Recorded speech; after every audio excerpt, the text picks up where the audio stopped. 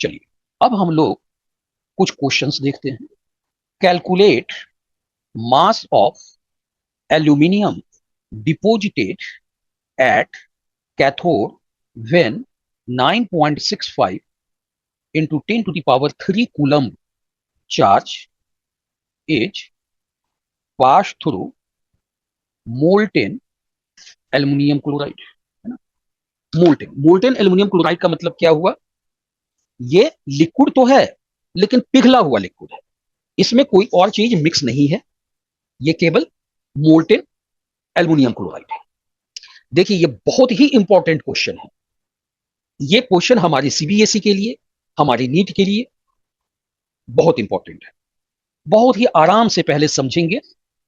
Calculate mass of aluminium deposited at cathode when 9.65 into 10 to the power 3 coulomb charge is passed through molten aluminium. Charge कितना है? 9.65 into 10 to the power 3 coulomb.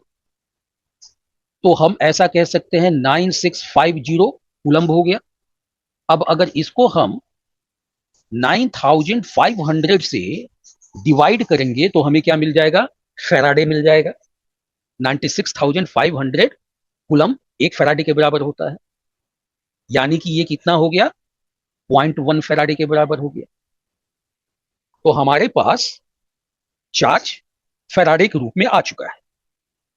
अब इन factor, अब इन factor को मैंने बड़ा detail में बताया हुआ है, और जब भी कभी दिक्कत हो तो एक बार उसको देख लिया करें, और वहां भी कोई दिक्कत हो तो फिर आप उनसे पूछ लिया करें।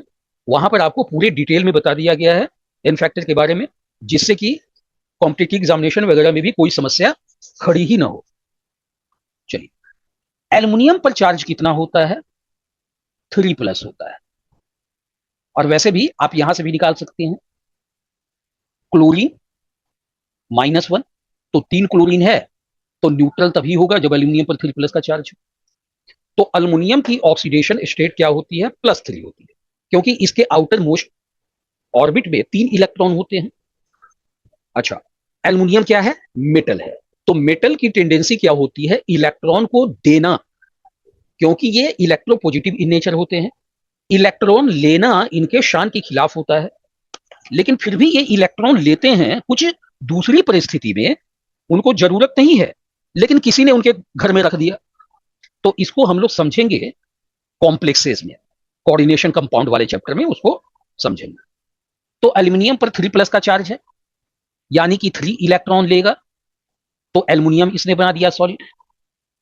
तो 3 इलेक्ट्रॉन का क्या मतलब हो गया? कि 3 फेराडे, जब हम एल्यूमिनियम के लिक्विड से 3 फेराडे पास करते हैं तो हमें 1 मोल एल्यूमिनियम मिलता है।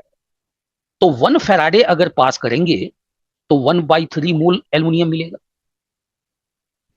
और ये कितना फेराडे है? 0.1। तो 0.1 फेराडे अगर हम पास करेंगे तो कितना मिलेगा? 1/3 इंटू 0.1। तो ये हो गया 1/30 मोल। लेकिन हमें क्या कैलकुलेट करना है? मास कैलकुलेट करना है, और ये है इतना मोल है। एटॉमिक मास एल्युमिनियम का 27 AMU होता है, तो इसका मोलर मास 27 ग्राम हो जाएगा। तो ये कितना मोल है? 1/30 मोल। एक मोल का वजन कितना होता है? 27 ग्राम। 1/30 मोल, यानी कि 1/30 इंटू 27 ग्राम। अच्छा, 0.9 से चला गया, तो ये हमारा आ गया 0.9 ग्राम। तो एल्यूमिनियम डिपोजिटेड कितना हुआ? 0.9 ग्राम। देखिए, यहां पर मैंने कोई फॉर्मूला नहीं लगाया है, कॉन्सेप्ट को अप्लाई कीजिए। एक और न्यूमेरिकल करते हैं।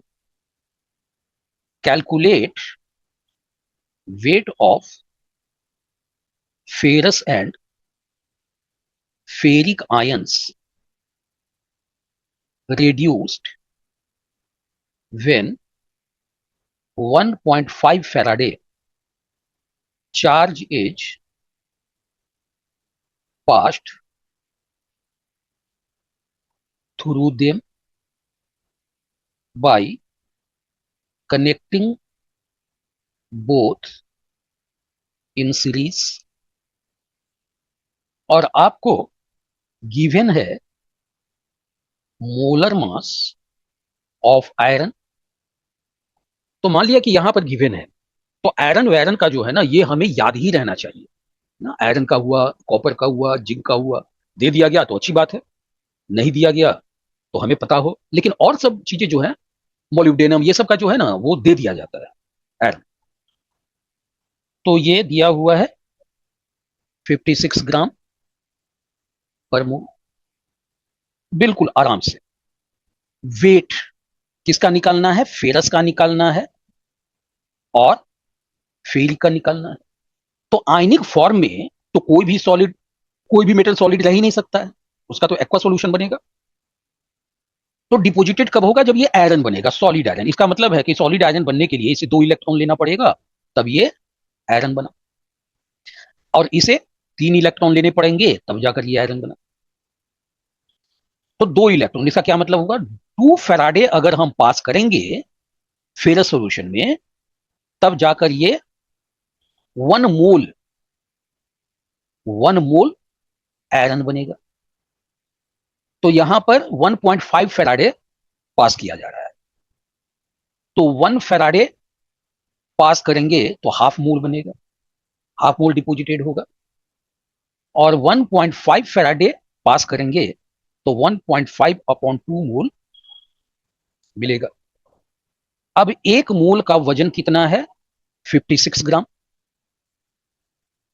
1 मोल 56 ग्राम है, तो 1.5 अपॉन 2 मोल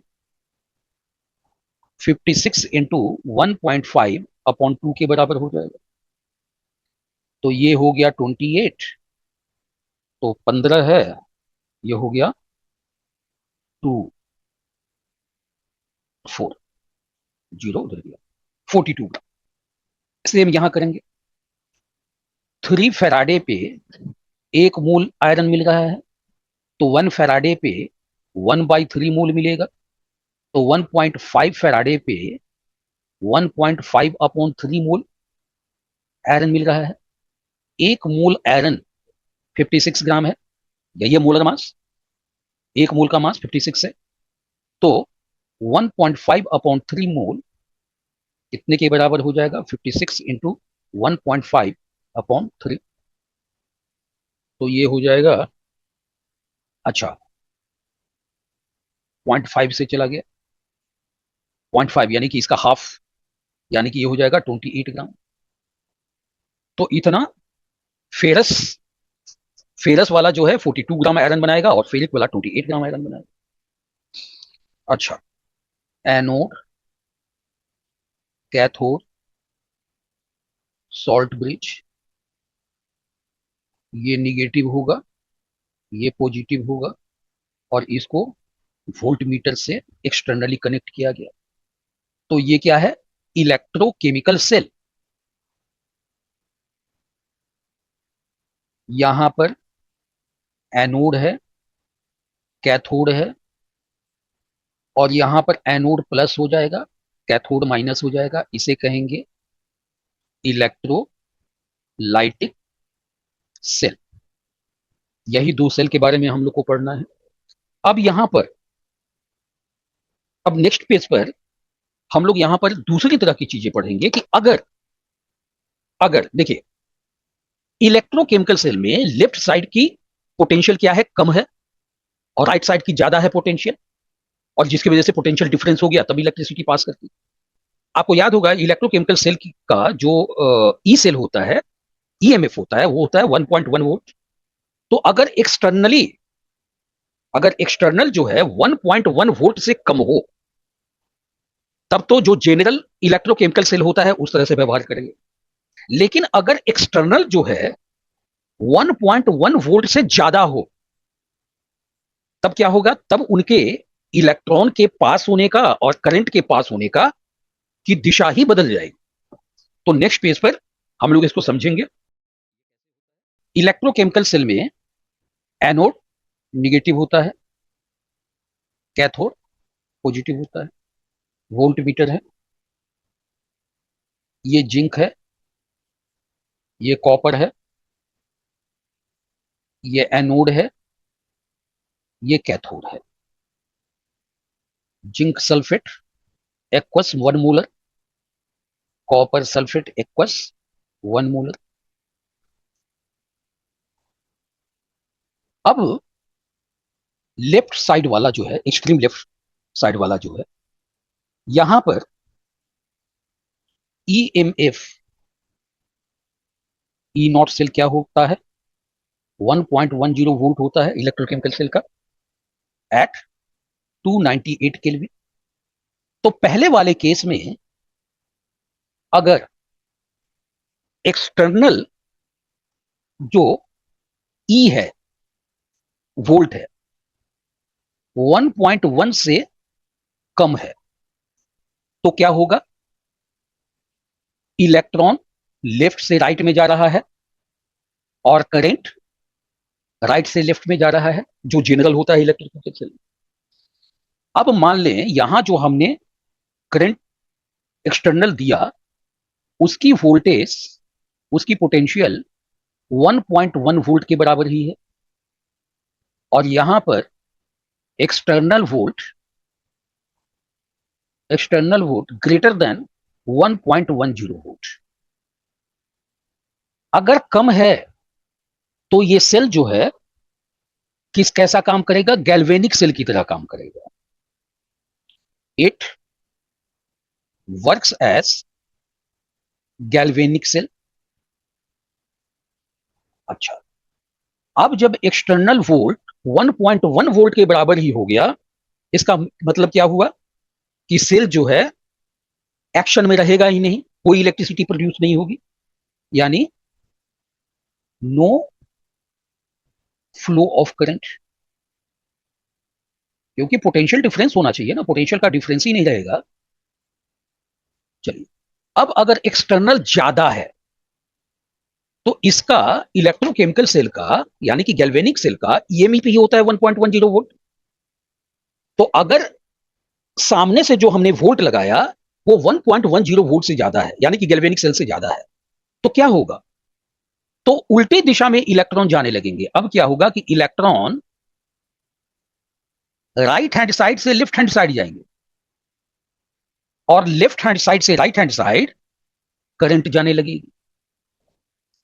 तो याद कीजिए, गैल्वेनिक सेल एनोड माइनस होता है और इलेक्ट्रोलाइटिक सेल एनोड प्लस होता है। तो यहां पर एनोड क्या बन गया, प्लस बन गया, तभी तो इलेक्ट्रॉन इसकी तरफ आ रहा है ना। तो it works as electrolytic cell. तो ये छोटी सी चीज है, अब एक बार हमने समझ लिया तो फिर जो है इतना समय कभी नहीं लगेगा। अब हमको क्या याद रखना है कि गैल्वेनिक सेल जो है उसका वोल्ट ही होता है 1.10 वोल्ट। तो अगर एक्सटर्नल वोल्ट 1.10 वोल्ट से कम अप्लाई किया गया है तो ये जिस तरह से गैल्वेनिक सेल में करंट जाती है वैसे ही जाती रहेगी। अगर एक्सटर्नल वोल्टेज 1.1 ही हो गया एग्जैक्ट, इसका मतलब है कि यहां पर करंट का फ्लो होगा ही नहीं। अब एक्सटर्नल जो है 1.10 वोल्ट से ज्यादा हो गया, तो इसका मतलब है कि इनकी गाड़ी की दिशा ही पलट जाएगी, मुड़ जाएगी। अब हम लोग इलेक्ट्रोलिसिस या electrolysis, the process of chemical deposition और लिबरेशन of a